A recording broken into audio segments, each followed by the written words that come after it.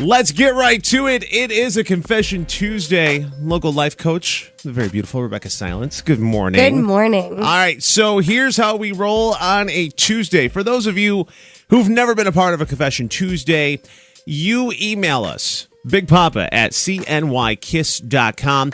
You tell us what's going on in your world, and we keep you confidential.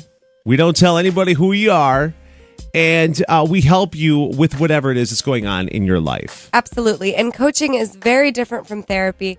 This is solution focused. This is about getting you in the driver's seat of your life versus you're in the passenger seat or you're driving blindfolded, which I see a lot of the time.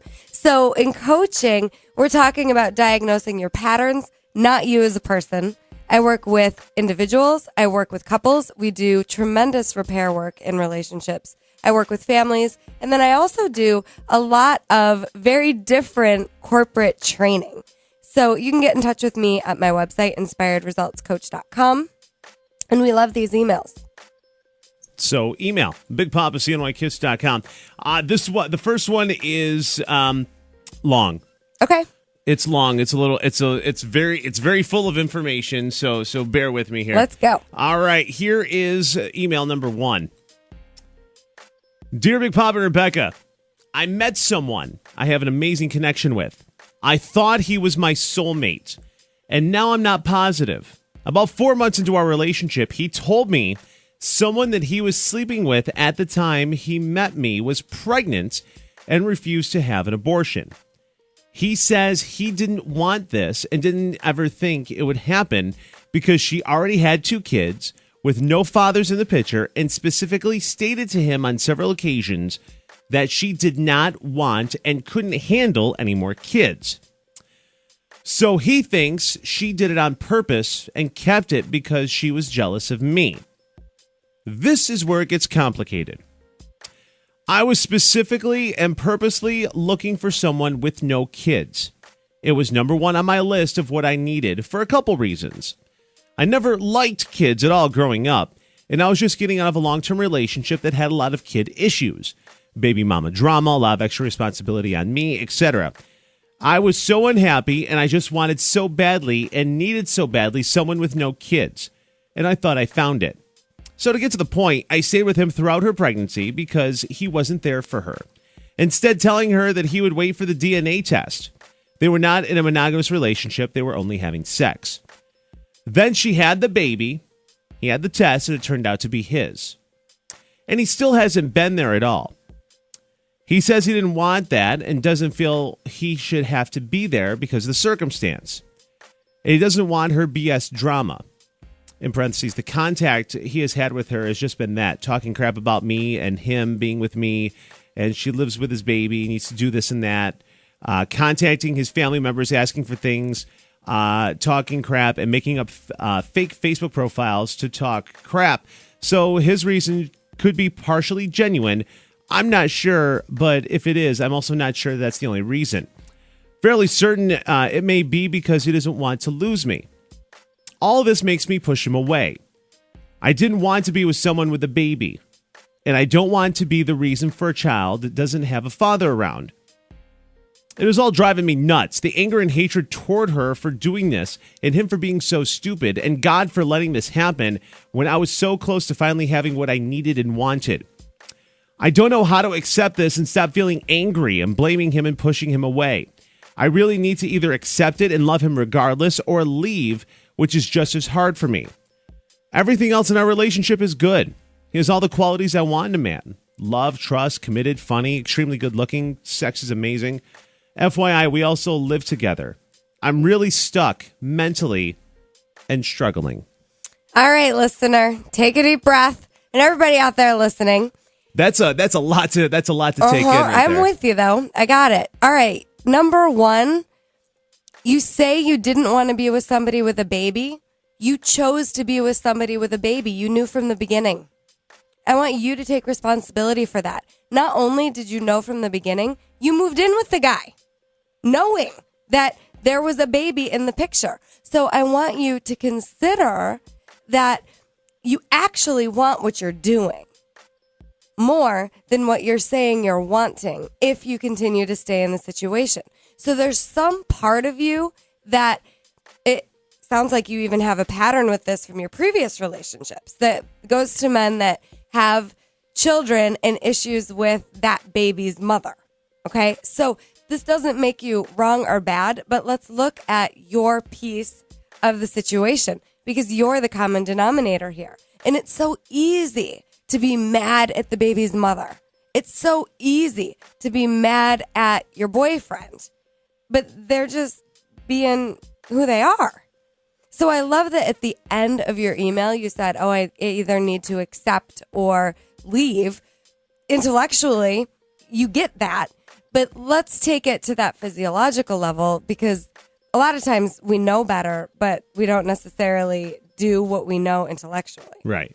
So let's get... Hi, I'm Gary. Hi, everyone on the planet, right, is guilty of that. You're not alone, myself included. So, another thing you said that I'm guessing is the real reason why you haven't left yet is you said, I don't want to be the reason for the baby not having a father. You're not that powerful. The guy isn't going to be a dad. He told you that before the baby was even born. This doesn't make him a bad person. My guess, his dad wasn't around. He doesn't have any model of how to be a dad. And the fact of the matter is it doesn't matter what his reasons are. He's consistent. He's been consistent from day one, telling you his take on the situation. I'm not quite sure what all of the fake Facebooks and all that was about. I don't know if it was the baby's mother or your ex that's doing the weird Facebooking, but I want you to consider a couple of things. People are who they are. In coaching even, we're not changing people. What we're doing is we're working on coping skills and strategies. So if people are going to change their strategies, it has to be because they want to. Right. Right? Not because they're doing it for somebody else. It always goes back to the default in my experience if I'm trying to change for somebody else. And it just isn't true that people need to change, right? So if you're wanting the other people to change and then you're going to be okay, just know that's fear-based. It's the definition of drama, and you're the one getting yourself into the hamster wheel. You're going to exhaust yourself because your circumstances, they're not all on you. And this baby, for whatever reason, this is that baby's experience. We don't necessarily, some people believe we pick our parents, but, we're definitely not in control once we're born.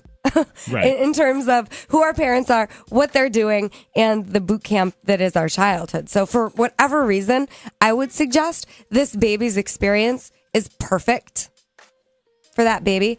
Just like, my childhood was perfect for me. Your childhood, Gary, was perfect for you. I believe that. I believe that for all of us, that our childhoods are absolutely what we need to become the person that we're going to be and to find our life purpose. I think our childhoods are absolutely the perfect boot camp. Every single one of us. All right. So what's, there's a lot going on here. Yes.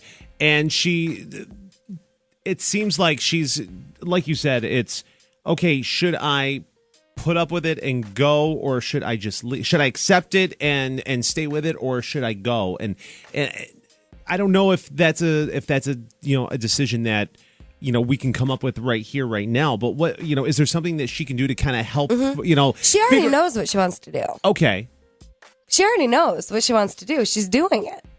So what's going to have to happen if you really know that this isn't in your highest good to stay in the relationship, then the value needs to be lowered on why you're in it. And I want to repeat back another part of the email, what I heard you say.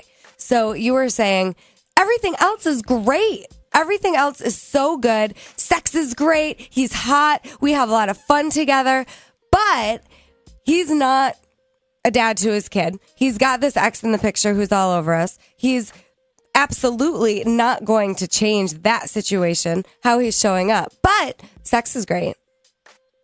I mean, I'm not picking on you, but I want you to look at what you're saying. I mean, you can have exactly what it is that you're looking for. If you want a relationship where there are no children involved, here's what you do. The next time you find a guy and there's a kid involved, you say, oh, that's a deal breaker for me. You're awesome. I hope we can be friends. Or just know that you really do want a relationship where there's a guy and a kid and a bunch of drama. I don't know. It might make you, and again, I'm not picking on you. But that seems to be the pattern with this email. Right. So see, there's something in your pattern that is there for you as a lesson. I'm not sure what it is. I don't know how this relates back to your childhood. I don't know what the payoff or the benefit is for you being in this pattern, but there is one. That's what I want you to get first and foremost. That you don't do anything. None of us do. Everybody listening, whatever you're doing, you get a payoff and there's a benefit from it, or you just wouldn't be doing it. It's that simple. And the payoffs don't have to make sense. They don't have to make sense on paper. I could be doing this so that I feel needed. I could be doing this because I feel guilty and I have to make up for something. You know, there's all kinds of different weird payoffs. But the fact is, whatever you're doing, there is a payoff or you wouldn't be doing it. All right. What kind of homework can we do here? All right. So your homework is to make a list of where you are lying to yourself. That is the homework. Wow. For everybody out there listening. Wow. Now, you want to get through this. I'm going to give you some hard homework that's going to change your life. Right. Everybody out there, you're in lies with yourself. You're not alone. I am too, I'm sure. You know, if I really think about it. So this isn't to make you bad or wrong.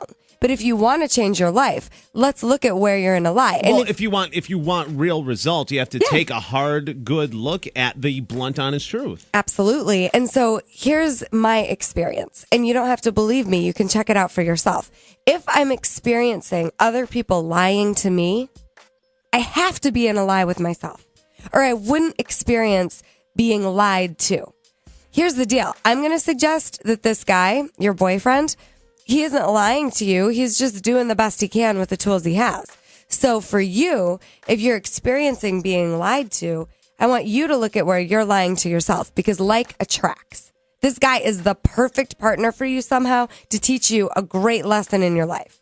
I'm not quite sure what it is yet. Let us know when you figure it out. But for now, make a list of where you're in a lie with yourself and let's start addressing those issues one at a time. And I'm going to suggest you can't do that on your own. So call me, call another coach, therapist, but let's get you real so that you can have the experience in the life that you want. Local life coach Rebeccah Silence, inspiredresultscoach.com.